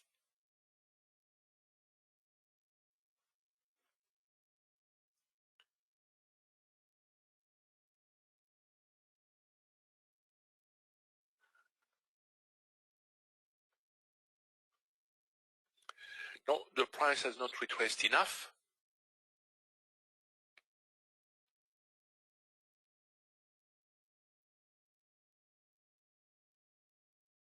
At least for the moment.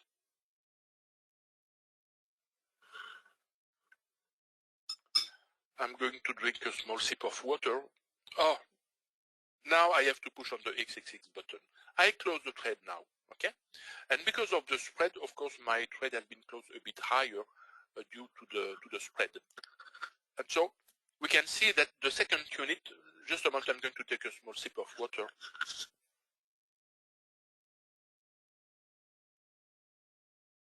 Okay. We can see that the second unit has been closed with a nice profit. And if I look in the terminal panel, so here it was on the pound kiwi. So the first unit of the pound kiwi has been closed with a profit of 21.29. The second unit 67.86. So in total 88, almost 89 dollars, which represent for the total account on this platform, you see, just 1%. And indeed, 0.76% plus 0.24% is exactly 1%. So 1% profit on this trade, which compensate for the loss of the trade on the euro card. And when we trade with this type of chart, starting with the London Open, so during the European session, we may have, depending on the market condition, between 4 and 10 trades. And when we have several trades, due to the high winning rate we have, so the price to close the day with a profit is extremely high, in fact, extremely high. And we must not worry about having losing trades. So the way I have illustrated is the most aggressive way I use the max, but there are more conservative ways. For example, when we open the trade and the price moves immediately against us, so we have exit technique which allows to minimize the loss on the trade. If I consider the Euro card, so here, the trade has been opened exactly at this level, if you remember. My stop loss was at the level where it is now, and so an exit setup could have been made soon after the trade has been opened. For example, one exit setup was triggering right on this level, minimizing so the loss on a losing trade. But this is very, very conservative. Personally, I am a very aggressive trader, and I like to stay longer in the trade because this is my temperament, and by experience, I know that if I try to stay in the trade as much as possible, provided my stop loss is correctly placed, I increase the odds to catch a winning trade. The price to pay is when I have a losing trade, my loss is a little larger, but globally my expectancy is even more profitable. So, okay. Any questions about what I have illustrated today, especially with this trade on the pound kiwi? The Euro CAD was also interesting because when we have a losing trade, it's also interesting to see how a loss can be handled and the different way to either accept the maximum loss or to minimize the loss. So a losing trade is also always very, very instructive. But I know that traders prefer to see winning trades. So any questions about what I have shown so here today? And of course, when the trade is closed, we can always click on the reset button to reset all the numbers to 0 and place the stop loss at 20 pips distance from the present price. In such a way, we have a clear panel for each pair we want to trade, and we can restart with new trades. No questions? Everything has been clear?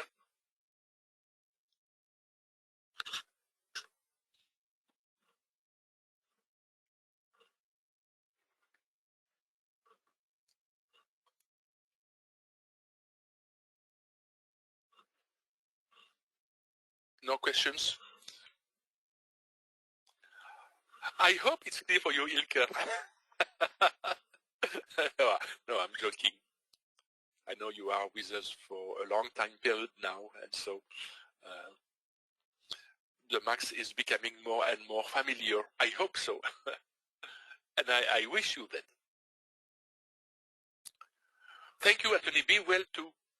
And I have been really glad to see you in this session today.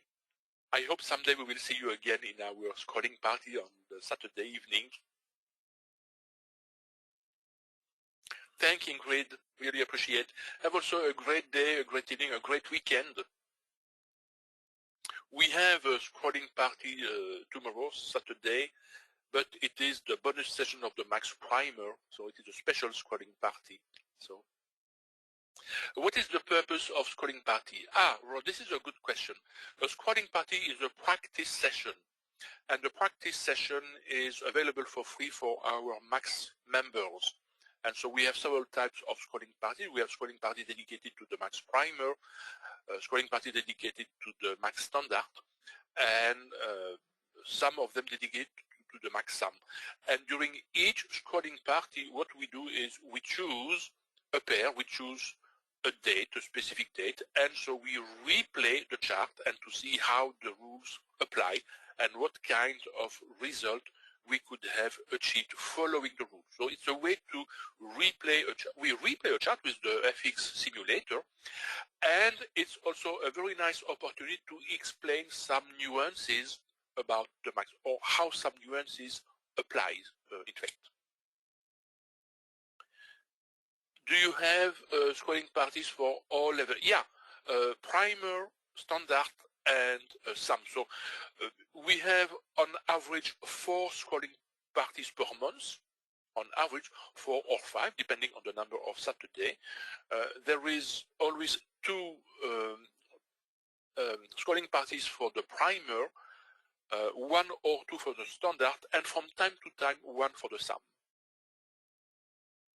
Because for the sum chart, it's always a little more difficult to replay a sum chart with the FX simulator. It's possible, but it's less flexible. So, can simulate replay Renko? Yeah, indeed, we can. We can. With the same tool, the FX simulator, provided you have the right indicators to generate the Renko bar chart or any other type of chart.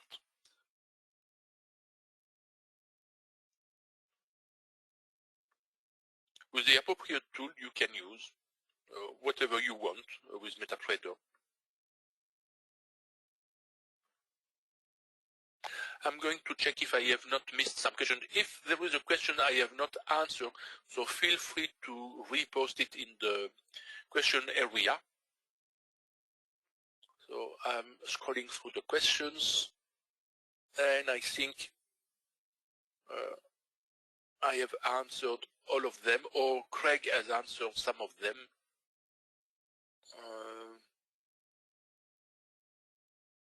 Yeah.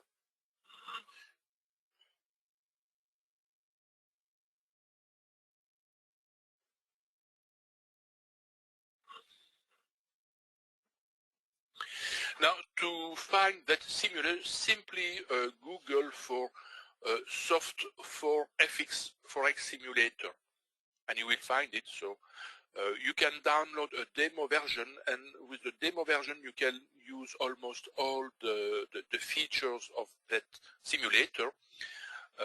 There is a paid version, $99, if I remember correctly, for the guy who has developed that simulator.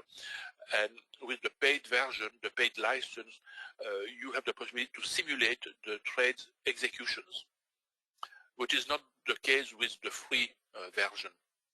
But you have all the other features, and the features are really nice. You can move your chart backward, forward, backward. You can change the time frame. You can move the chart so using any time frame. For example, if you replay a 5-minute chart, and in the panel you choose, for example, the 1-hour time frame, when you push on the forward or the backward button, your chart will move by an amount of 1 hour, so 12 5-minute bars. That's really a nice tool, and that on the fly. It's way more flexible than the strategy tester of MetaTrader, which is really a basic tool. Does the max only trade currencies? In fact, most of the time, John Paul, the max is used on MetaTrader, okay? MetaTrader 4. And MetaTrader is designed essentially to trade the currency pairs. But many brokers also propose to trade contract for differences in some countries, not in other countries. And through the CFDs, you can trade indices, you can trade some commodities like gold, crude oil, you can trade also some shares, some stocks, but it depends on the broker. But it's through a CFD. Now, if you use the max on a platform like NinjaTrader, you can trade any futures contract. We have also some of our indicators for TradeStation, not all, unfortunately, for TradeStation or Smart Chart. And if you use the max on TradeStation, then virtually you can trade anything. Because with TradeStation, you have access to the currencies market, you have access to the futures market, you have access to the stock market. So any tradable instrument can be traded with the max. But with TradeStation and Smart Chart, you don't have all the indicators because we don't necessarily have always the coder to code the indicator in a specific platform. The link for the simulator, simply Google with soft for FX Forex simulator, and you will find it very easily. I don't have the links under my end, except if Craig is available and kind enough to find the link and to post it in the chat area of GoToWebinar. Or otherwise I'm going to find it. If you give me just a few moments, I'm going to Google, so soft for FX simulator. So just give me a moment. And this is the link. I'm going to post it in the chat area.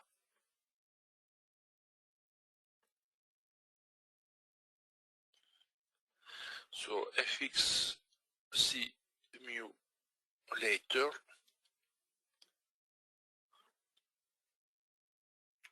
This is the link.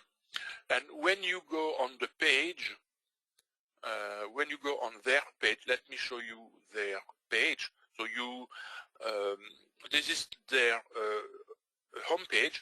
You have just to scroll to the bottom of the page, and you will have the download link. So you click on the download link here button, and you will download the. Yeah, it is an expert advisor. Okay, and then somewhere you have also some. The price has a little bit increased, $109. Please take into account the inflation, I suppose. And you will have some information on how to use it on the main page. But I think there is also a way to download user manual. So explore that page, so and the video, and you will see that the tool is a very, very convenient tool. And we like to recommend such kind of tools when we find a high value in the tool. And we receive nothing in terms of commissions, so we have negotiated nothing with them. So this is why we have no problem to give you the link if you want to try the tool for yourself. You can see that the link has no affiliate number, so feel free to test it, to download it and to test it. Okay?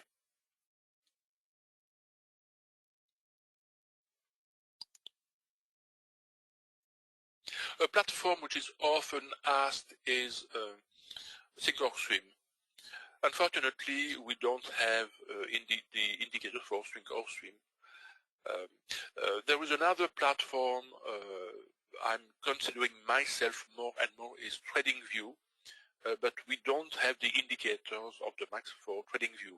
Some of the indicators are standard indicators. For example, if I consider, so here, this yellow pink line, we can see here yellow pink line, dotted, sorry, not pink line, yellow line, dotted yellow line, we call the Mo line. It's a moving average, it's a standard moving average, so it's available in any platform. Even these dynamic support and resistance level can be drawn easily on many trading platforms if you know what settings to use, because this is key. What are the settings? The Sto RSI is a rather common indicator. The VNINI is a rather common indicator. The slow bias is custom to the max. The yellow and ETF lines are custom to the max, but you can find something very close to them on internet for free. So, but they are not as regular as they are in our customization. So, okay, no other questions?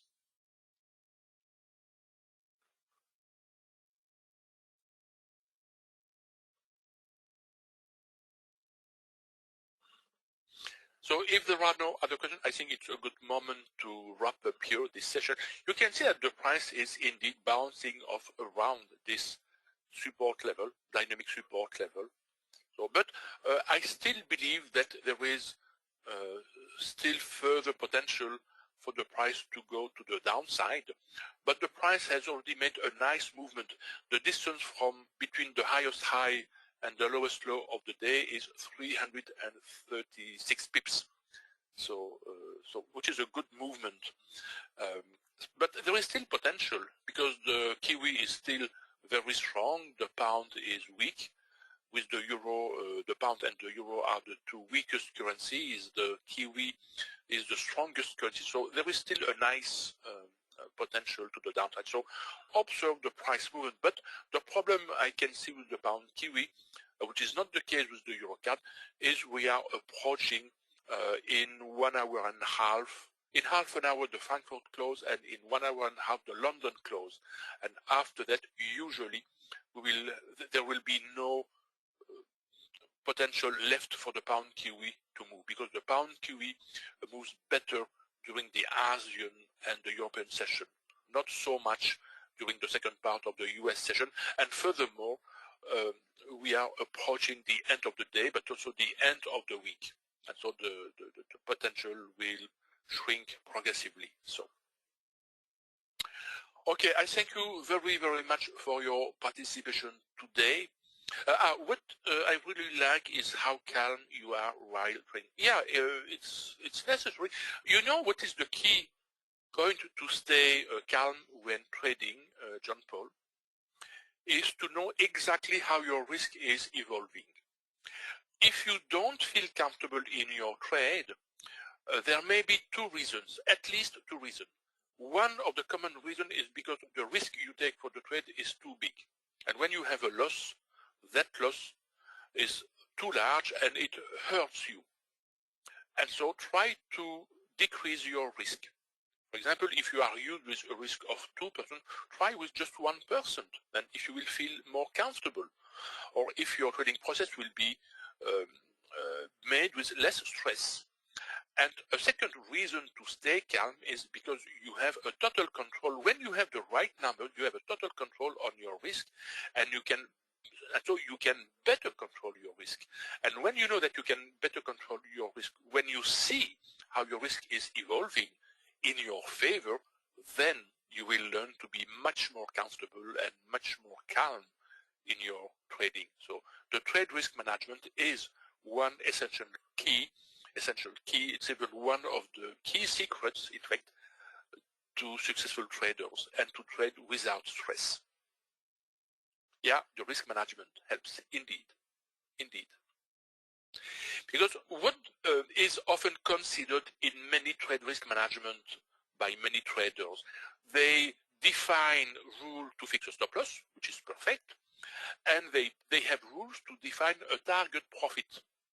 And sometimes they have rules telling them when they have to adjust their stop loss at break even, for example, and that's it. But while the trend is unfolding, while the trade is running inside that trend, they have no idea how the risk they have on the risk is evolving, how the risk itself is evolving.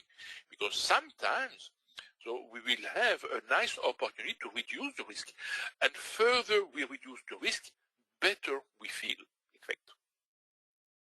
Okay, I suppose you agree with that observation. If you know that your risk is evolving in your favor, you must feel better. And once you are risk-free, or better when you have a guaranteed profit, normally you should have no stress at all in your trade. I did hear you speak about tightening the stop loss to reduce the risk. Yes, I do agree with you. Yeah, indeed. It's one of the ingredients. So tightening the stop loss whenever it is possible. And another approach is to bank some profits closing a portion of the trade. When we make an MX, so when we close half of the trade size, we considerably reduce the risk on the remaining, on the global position. Okay? So think about that and try to introduce that kind of approach in your own trading process. So that being said, again, I thank you very much for your participation today. I wish you a great weekend. try to stay sane and to stay safe, and let's have some thought also for the people living in these countries, living dramatic events, and hoping for the situation to improve. So, because after all, as I have said yesterday in our last Max Standard course, the session, it was the session number 4, we are all brothers and sisters in humanity, and so let's hope for an improvement of the situation. So, thank you very much again, keep safe, and see you next time. Bye everyone.